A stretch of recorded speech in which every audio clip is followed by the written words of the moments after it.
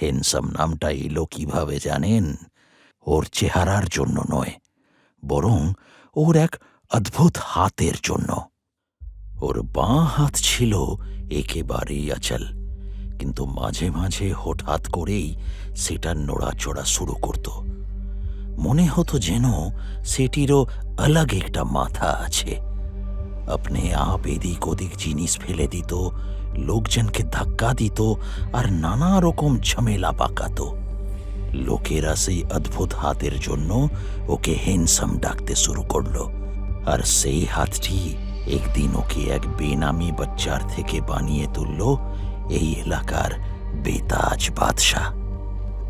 আমার এখনো সাফ মনে আছে, এ যেন গতকালের কথা। তখন ছোট মাত্র 19, ডোকের অলিগলিতে ঘুরে বেড়ানো এক মাসুম ছেলে।